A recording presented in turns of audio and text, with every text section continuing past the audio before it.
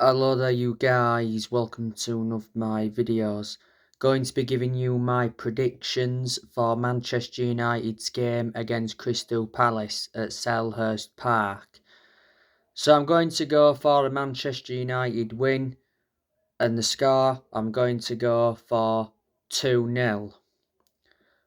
The goal scorers I'm going to go with Marcus Rashford, and the other goal scorer I'm going to go with Antony. So that is your predictions. On another video, I'll be giving you my predicted 11 for this game.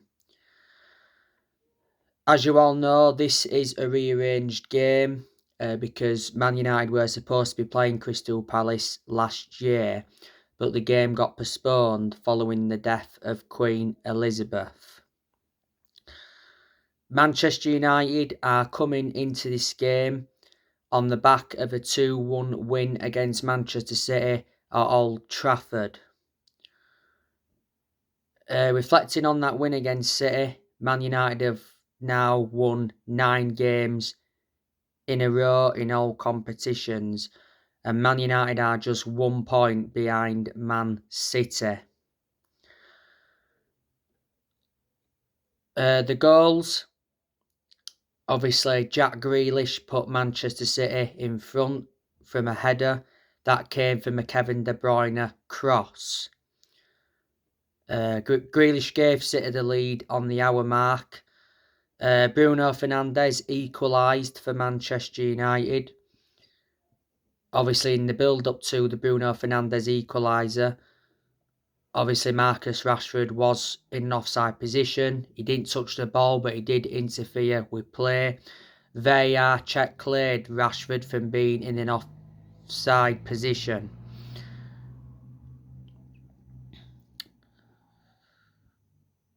And Marcus Rashford scored the winner for Manchester United. That came from Garnacho's cross.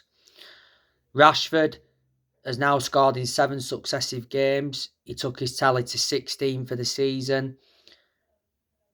And it was his 9th Old Trafford goal in a row. You know, Rashford also came off the bench and scored.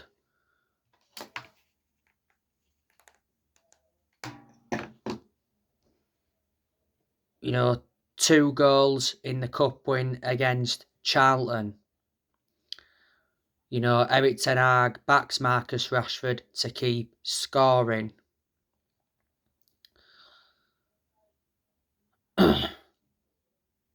So, yeah, they were the goals. Man United have only lost 1 of their last 19 games in all competitions.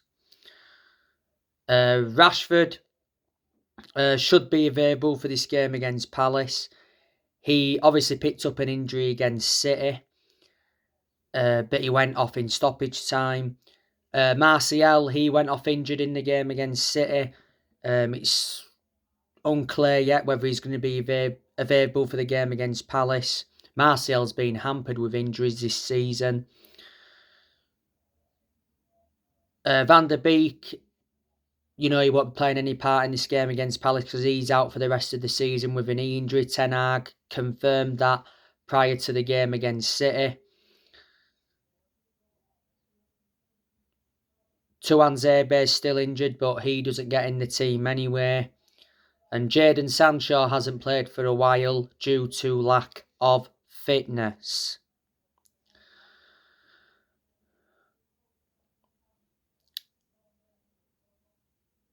Manchester United lost at Selhurst Park 1-0.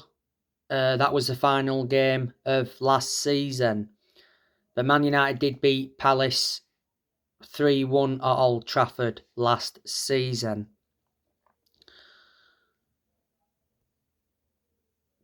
Crystal Palace, they recently lost 1-0 to Chelsea at Stamford Bridge. The Crystal Palace manager is Patrick Vieira. Patrick Vieira is under contract with Crystal Palace until 2024. Vieira has been the Palace manager for over a year. He got appointed in as the Crystal Palace manager back in July 2021. Before Crystal Palace, Vieira managed Nice in France, before then managed New York City, and before then managed Man City's under-19s. Before Vieira, Palace had Roy Hodgson. Roy Hodgson left, was it, the season before last? Obviously, when he left Palace, he went to become the Watford manager. The players Palace have got, they've got the likes of Jean-Philippe Mateta, who's an attacking player. Odsonne Edouard, Crystal Palace got him from Celtic. Jordan Ayew, Michael Olise, Wilfried Zaha. Wilfried Zaha is a former Manchester United player. Will Hughes, former Watford player. Jeffrey Schlupp, Luka Milivojevic.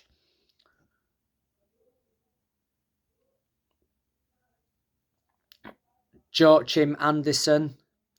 Nathan Ferguson, he's injured at the moment. James McArthur, he's injured at the moment. Joe Ward, he's a defender. James Tompkins, a defender. Nathaniel Klein's a fullback. Don't forget, he's a former Liverpool and Southampton player. The Crystal Palace goalkeepers, they've got Sam Johnstone, who's a former Manchester United goalkeeper. And they've got Getae, I can't pronounce his name correctly.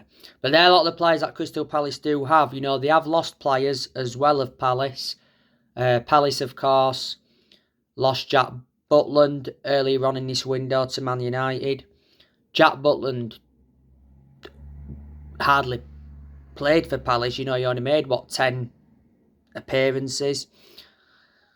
Man United got Jack Butland on loan till the end of the season. The reason we got him in is because Martin Dubravka's loan got terminated. He's number 2 to David De Gea.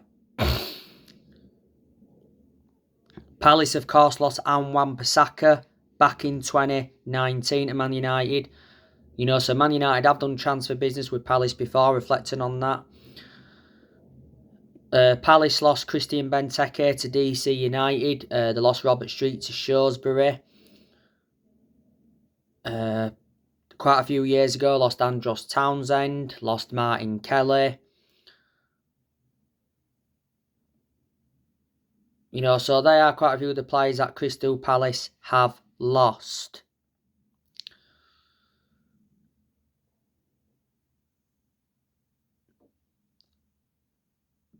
Man United have a massive game on Sunday against Arsenal at the Emirates Stadium. Erik ten Hag, he did say quite a few things after the 2-1 win against Manchester City. He said Man United are not dreaming of a Premier League title, because these Man United fans that are dreaming that we can win the title this season. Erik ten Hag said all his players were brilliant against City. And Erik ten Hag did suggest that Man United's transfer business is done after signing Wu to Weghorst on loan. So they are quite a few of the things Erik ten Hag did mention. Erik ten Hag, has brought 2 players in so far in this January transfer window. Brought Wout Weghorst on loan until the end of the season. Wout Weghorst could be making his debut against Palace on Wednesday. Couldn't make his debut against City because he didn't make it in time. Wout Weghorst's shirt number has been confirmed, by the way. Be wearing that number 27 shirt. Recently trained for the first time with Man United. Besiktas have received a compensation fee of 2.5 million. Ten Hag, of course, brought Jack Butland in on loan in this window. Revert back to last summer, Ten Hag brought the likes of Tyrell Malacia in, Christian Eriksen, Martinez, Casemiro, Antoine Dubravka. Erik ten Hag has spent over 200 million as Manchester United manager. But this January transfer window is Erik ten Hag's second transfer window as Man United manager.